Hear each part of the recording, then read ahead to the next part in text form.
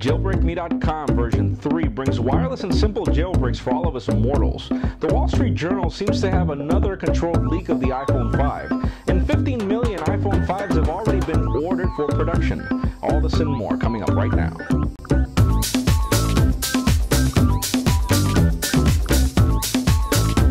Hello everybody, I'm Jaime Rivera and welcome to the Pocketnow iReview, the show where we go through all this week's cool and the not so cool inside the world of Apple's iOS devices. Let's start this week off with the cool. Jailbreakers have all the fun. They pretty much can do whatever they want with their iPhones, except making it go to work for them.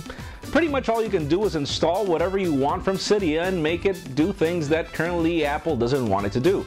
So, if you held back on jailbreaking in the past because it was too complicated, you'll be happy to know that Comics and the dev team have already released version 3 of JailbreakMe.com. All you have to do is navigate from your mobile Safari browser to JailbreakMe.com, and then once in there, just tap on free, just like if you were downloading an application, and you'll see your device downloading an app called Cydia, which is the app store for jailbreakers. And it's a simple download, it's pretty quick, and once that happens, that's it, your device is jailbroken. And well, before you ask me why should you jailbreak, just to have an idea, 1 million people freed devices just on the first day that JailbreakMe.com was available.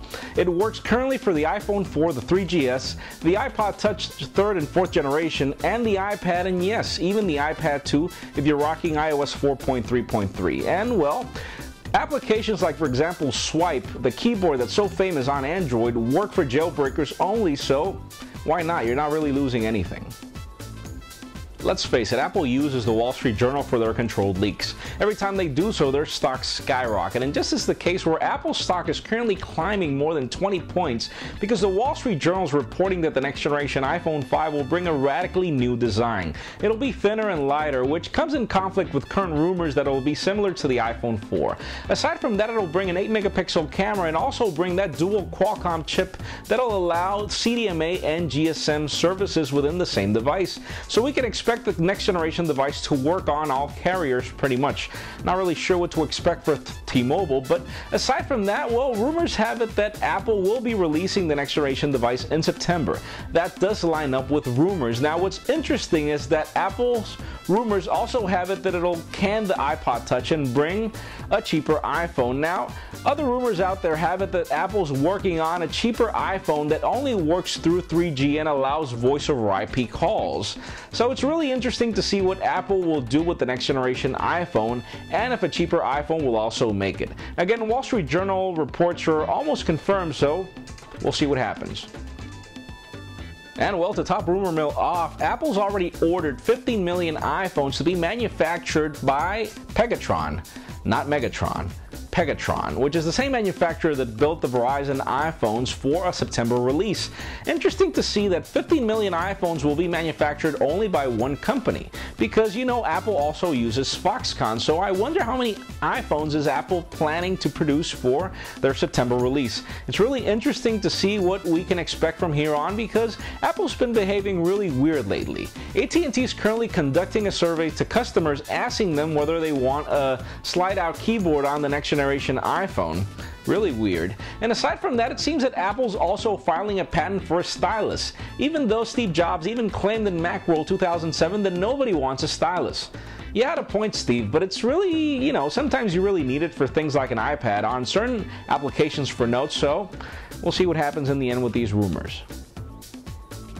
And well, Apple's App Store is barely 3 years old, and Apple's already celebrating 15 billion downloads.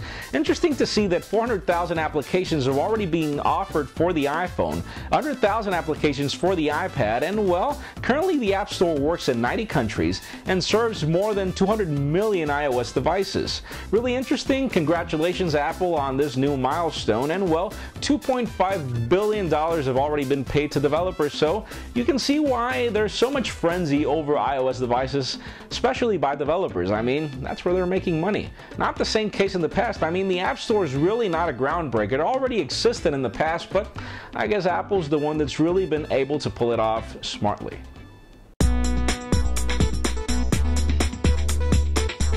Well, Well, that does it for the cool. Let's continue on with the not so cool. The cat and mouse game continues. JailbreakMecom has just been released with version 3.0, and Apple has already made official that they'll be releasing a patch to cancel the PDF exploit that allows JailbreakMecom to work. Obviously, that'll have to happen on a future release, so as long as you don't upgrade your iPhone to the next generation iOS, you'll pretty much have your device jailbroken. But if that next generation iOS version is iOS 5, you'd be crazy not to upgrade. So, sad news, because iOS 5 is really compelling to upgrade to. So, anyways, that's the way this happens. And well, iOS 5 Beta 2 continues on with more bugs, though this time it's getting hotter than ever. Why? Because the developer is already claiming that Apple's iOS 5 Beta 2 was responsible for his sync cable burning out on his iPhone 4. And well, there are so many ways for a sync cable to, lose wiring if you don't know how to handle it correctly, so we're not really sure what to expect here, but Apple, everybody's waiting for that Beta 3. I mean, I'm tired of my iPad 2 resetting itself all the time. I mean, you should figure out what to do, man. Release candidate, Goldmaster, Beta 3, whatever you want. Just bring out a new release that handles all these bugs, man.